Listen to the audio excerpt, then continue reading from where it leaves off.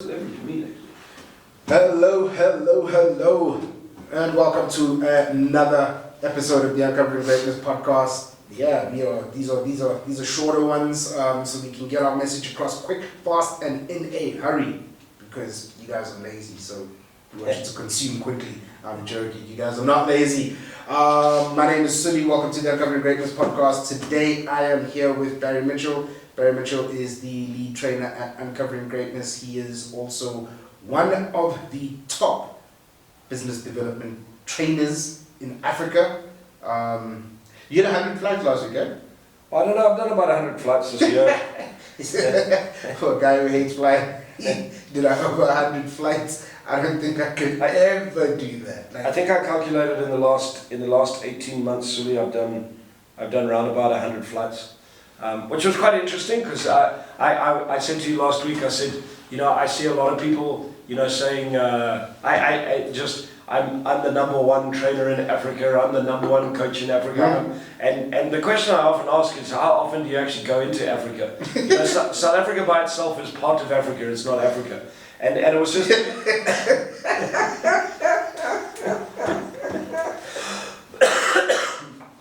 So... That's probably where the confusion comes. Well, because we have Africa in our name. So anyway, it was quite interesting because my mission is to help build businesses in Africa, and I often say to people I spend a lot of time in Africa, and I was working it out. I've done probably nearly 100 flights in the last 18 months. That's over 50 trips, and all those trips have been into SADC, into Southern Africa, into anywhere from Angola to Botswana, Namibia, Zambia, Zim. And South Africa, and I spent a lot of time teaching and training on this amazing continent, and I haven't even got into moving up into the rest of Africa to teach and train. It's so big and so vast, so it was just interesting. I just had a thought. Many people talk about things. I just calculated quickly and went, well, I suppose I can say I do spend a lot of time out of South Africa, in Southern Africa, more than anywhere else. So that's pretty cool. A couple more trips still to go this year. Back in Zim, back in Namibia, back in Zim again, and in Zambia. So 4 more trips, another 8 to 10 flights to finish off the year. I mean, it's funny how we work that, because that was essentially, it's our topic, right? And our topic is leverage. Talking about, you didn't just all of a sudden rock up in Zim or Zambia or any of these places just by chance, right? You leverage some stuff to be able to allow you to get there, right? Yeah, so leverage is interesting, and we were talking about it at the cash flow game day that we hosted on the weekend. And just, a couple of descriptions on leverage from the dictionary. The action of a lever, so taking a lever. So if you take a lever, what leverage means is you can lift up a lot more and create a lot more than you can just by trying to lift it up by yourself. So, the idea of putting in a lever underneath a big rock and then lifting it up with that force, the fulcrum, and that there, you can exert force that will allow you to lift a much bigger weight. The mechanical advantage of a lever, positional advantage, power to act effectively. So that's another. To create leverage, and this word leverage, what are you in your life leveraging? What are you utilizing in your life, in your environment, with the people around you, to build and create something bigger than what you have right now?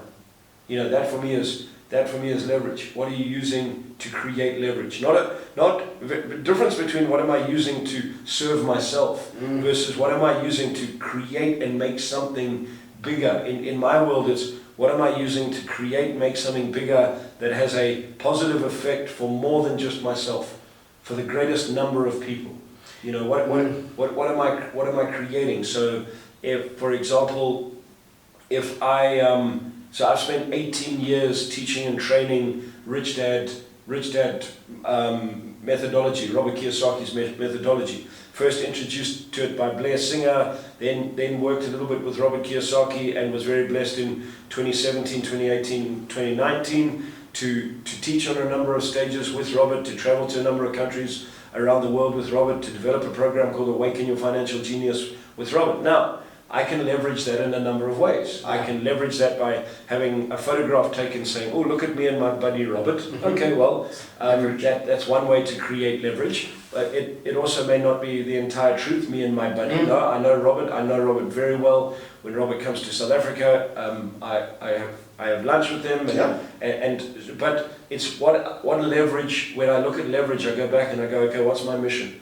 My mission is to make an impact. So how do I leverage the relationship I have with Robert, the relationship I have with the Rich Dad Advisors, the 18 years of teaching and training to create something much bigger, not only for me, but for me and everybody else around me to make a difference. So it's thinking, how can you use that in the best possible way to create, does it make sense? You know, I can move a boulder, but and if I'm not thinking about where that boulder is going to go, I can create destruction with that leverage, or I can create pain for other people. So where you are using leverage, are you thinking about how are you going to use it to create the best possible result for all, versus just how am I going to use it? So you made me, in my mind I was like, we're not going to talk about it. But because I feel like it's actually, based off what she's saying, it's such a great example.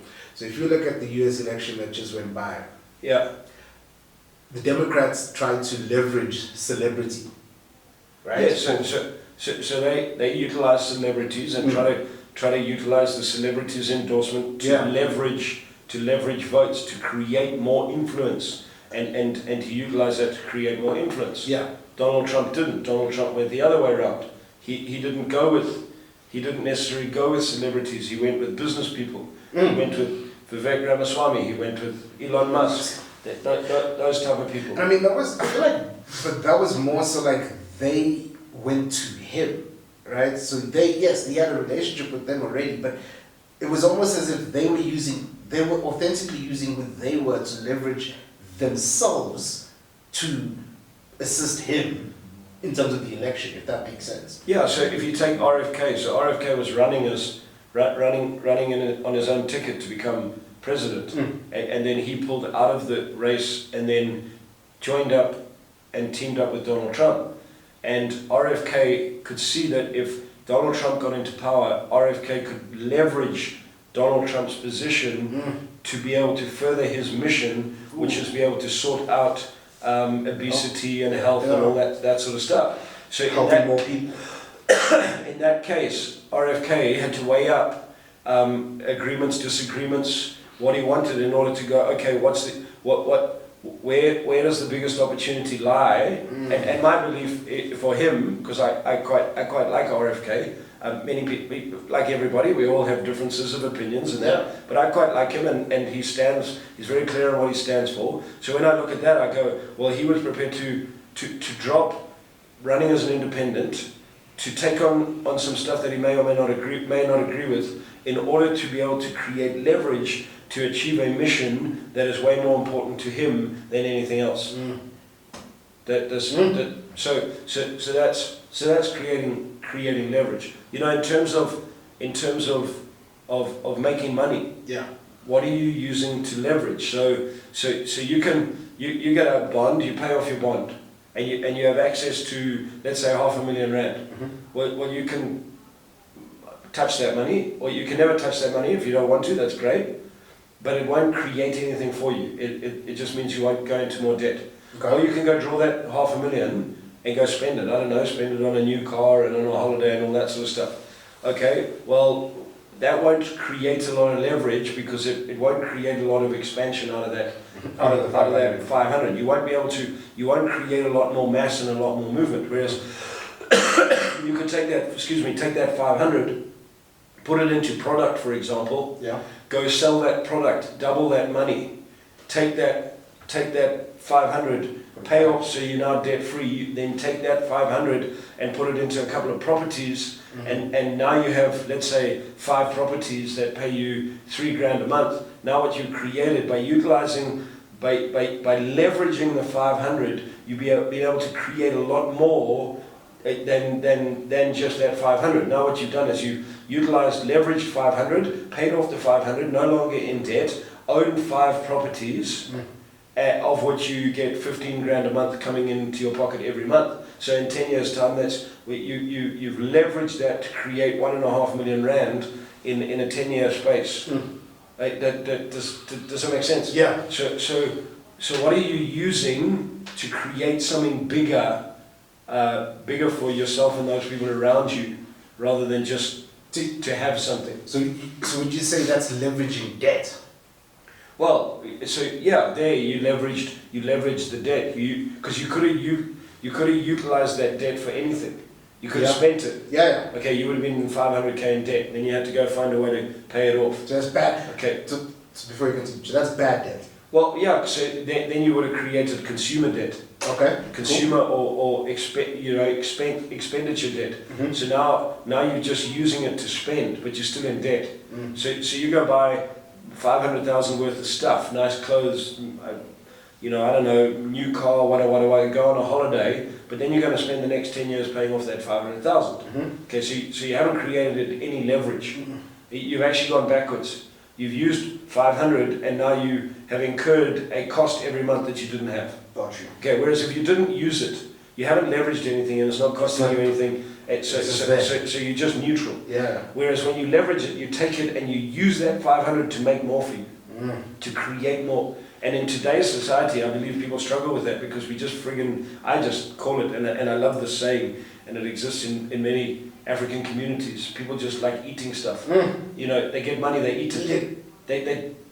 And this idea that we just eat stuff, we get a bonus, we eat it. We win the lotto, we eat it. We get money from a friend to build a business, well, we eat it first. Get a tender, you eat it before you even do the work. You know what I mean? And I love that word because it brings up so much, is that people actually just eat their money rather than creating leverage to build something. So you get, you get a bonus. I don't know, let's say you get, I wouldn't even know what a big 72-inch friggin' TV costs these days. I don't know, 20 grand, 30 grand? Yeah. Okay, let's say. Let's call it 30. So you get a bonus 30 grand and you want this huge big TV. So off you go, you buy a TV. Great, so what do you have? You have a TV. Okay, good. Well, now how much is that TV going to generate for you? Nothing. For most people, nothing. You invite your mates around and go, look. No, it's a great, Now, leverage would be you could go buy a TV, but then you take that TV and instead of actually putting it in your house, you put it in a little place where on weekends you charge people to come and watch the TV, to watch soccer, rugby and everything else. Now what you're doing is you're taking that bonus, you bought a TV, but you created leverage to create something more than what you had, rather than just having the TV. And we, in society today, and I don't only believe it's today, in the school system, we're not taught that. We're not taught to multiply stuff. We're not taught to expand stuff. People earn money, spend it, earn money, spend it, earn money, spend it.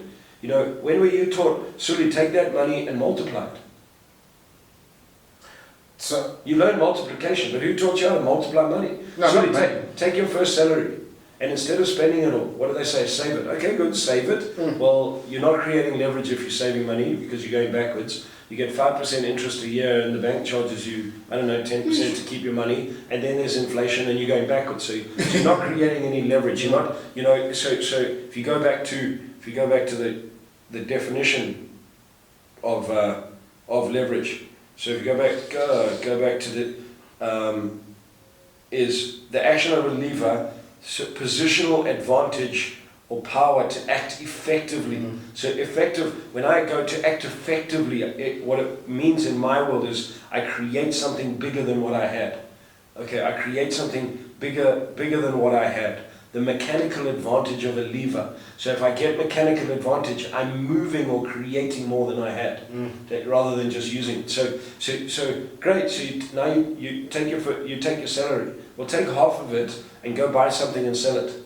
So you think about it, your first salary, let's say you earn 5 grand. Well, take the 2.5 that you need to live on. Yep. Okay, don't go buy a new pair of sneakers and new clothes because you're just styling, which is what people will do. Take that 2.5 grand and now go buy water bottles. And then go sell 2.5 grand's worth of water bottles. Let's say you put 100%, let's say you make 100% on it, so you make another 2.5 grand, now you have 2.5 grand. So now you have 5 grand. Now you've taken the 2.5 grand, you created leverage through the ability to sell to create another 2.5 grand. Okay. Now you can go and buy the sneakers with this 2.5 grand if you want. Yeah. So now what you've actually done is you've got sneakers as well as another 2.5 grand off the same 2.5 grand. Now take this 2.5 grand next month, go buy more water bottles and sell them. You create another 2.5 grand. And that's how you create multiplication, because you start leveraging rather than just consuming. Yeah, because you just, the way you explained that, so you just basically leverage the first 2.5 grand you had to create 5 grand. Yeah. Right, and I mean, like and you pay back so you pay the 2.5 grand for the bottles. Yeah. And you sell the bottles and you make an extra 2.5 grand. So now you've paid off the bottles. Okay. So you paid off the bottle. Now you have 2.5 grand profit. Now you can take that 2.5 grand. You buy another 2.5 grand worth of bottles, and you keep rolling that, and you'll create from a single 2.5 grand. You'll create multiples of thousands over a period of time. People don't want that because they want what they want now. I want my sneakers now. I want this now. So when you have a consumer mindset of eating what I want now and having what I want now, my belief is it's very hard for people to multiply. Yeah, and I mean, like you spoke about it on Saturday at the cash flow game. You gave like the example of the mamas on the side of the road who sell tomatoes or whatever it is that they sell. Yeah. Take that to, so for example, like I'll give you an example with my gran. My gran is very, very entrepreneurial. So she used to take whatever money she'd get from pension fund or whatever, she'd go and she'd buy mangoes, cut them up to sell acha. Yeah. When she first started out, one of the things she was doing was so she could upgrade her stove. Yeah. Because if she could fix her stove, then she could bake more, she could cook There we go. more. Then she could use that, then once she's baked more, cooked more, sold more. Yes.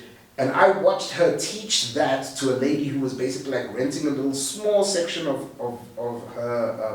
her property to sell, like a sponsor shop. Today, that is an actual full-fledged shop on the corner of my grandmother's house. Why? Because she leveraged what she was learning. 100%. And that was like, how do you leverage what you learn as well? So what she did, if you go back to it, she took the lever and she was able to lift something much bigger than what she had. 100%. And create something bigger and be able to lift more with more. Yeah. And so how are you, for me, is how are you creating more with what you have? And so it's are you leveraging your education? Are you leveraging your connections with people? And it's a very fine line, I think, Sully, between using your connections and leveraging your connections, because with leverage there also comes exchange. So I go back to, you can lift the boulder up, roll it down the hill and send it through a big window and hurt some people. Okay, well, you'd probably be out of exchange, whereas you could leverage and move that boulder into a place where people could come and stand and be able to see a beautiful view down. Now you've created more by utilizing something that you had to create something bigger. If that makes sense. Yeah. But in business, it's like, how do I create leverage? Who do I know right now? And what is it that I know about them that I can utilize to allow me and them and the people around me to create something bigger, better, greater for everybody around? So I mean, so you're working now on your second book, right? And your second book is around entrepreneurship. Yeah. So what you're basically doing is, and you can tell me if I'm on track with this, what you're doing is you leveraging your connections to a lot of entrepreneurs. Yeah. So I'm running 2 books at the moment, and one pretty simple is I have a number I've connected with a number of highly successful business owners and entrepreneurs over the years. It's one thing I've been very blessed to have done, and most of these people are people that you'll never see splashing out their wealth on Facebook, and you'll never see them have Facebook. No, they're not even on Facebook, and they're not on huge social media, and you won't see them showing you how many Ferraris they have and because that's not who they are. But in their own right, they've built some phenomenal businesses, businesses with millions and millions, and in the odd case with billions. And so, I put to them that they have some amazing lessons. Would they be open to working with me on my second book that I can utilize, where current entrepreneurs in the world can learn from real entrepreneurs. And I call them real entrepreneurs. These are guys that started with an idea and have built something in 20, 30 years to create something friggin' amazing, and had ups and downs and back turns and forward turns. So, and yes, I would term that as leverage. So I'm going to leverage my relationship with them.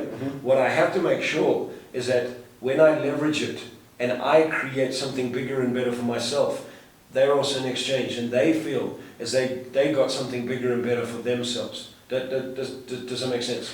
Yeah, so I mean, so that would be a more, because my thought would be, I mean, you leveraging them, but they getting to share their stories and their journeys with more people. Yeah. So that's where the exchange comes. So if that's enough exchange for them, then we'll be fine. Okay. So I could sit down and write, I don't know, 10 entrepreneurial stories out of what I remember. Okay, or I could sit down with them and get their real story. Yeah. So what I'm going to do is leverage that relationship to create a book that will teach, that will allow a lot more entrepreneurs, and these are entrepreneurs in Africa. These are African entrepreneurs who build businesses, to understand what it takes to build a business in Africa.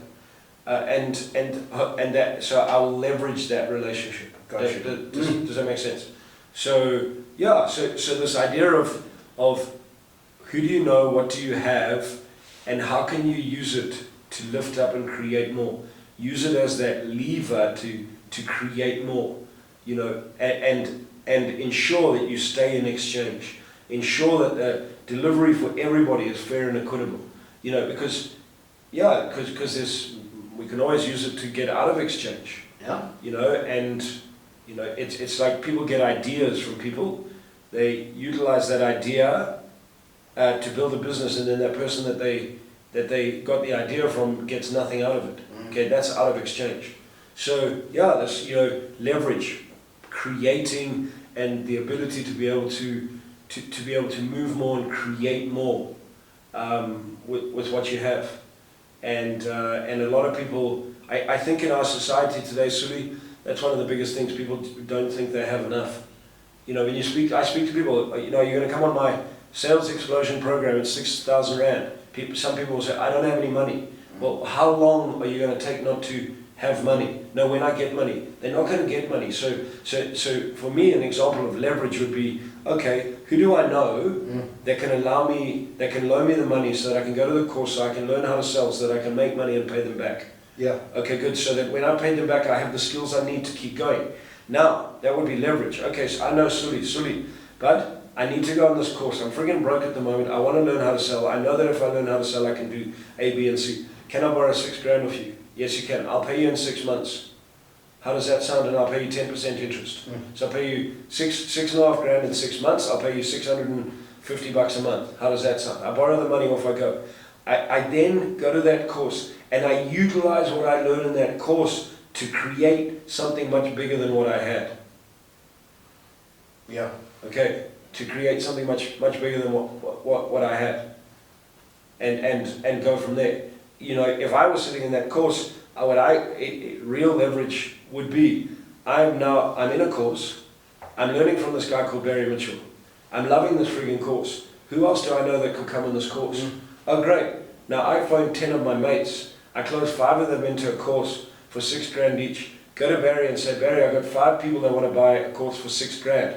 Could I have 1,000 Rand commission? By the time I've left that course, I've used the skills that I learned in that course to sell to people that I know would benefit from this. So everyone's learning. Take the 5 grand commission I get from Barry and pay off. And now, by the time I leave the course, I only owe 1 grand. And that's it.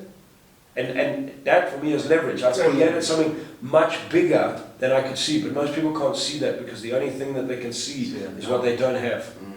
They're so stuck in what they don't have, rather than what do I have and what do I have access to that can give me what I want to have, because we all have that. And that's leverage. That's leverage, folks. See you next week. Thank you for watching. Be awesome. Oh, before I forget, Barry mentioned the sales course, 22nd and 23rd of November, Sales Explosion. Use your leverage. Trust me, it will make a difference in your life.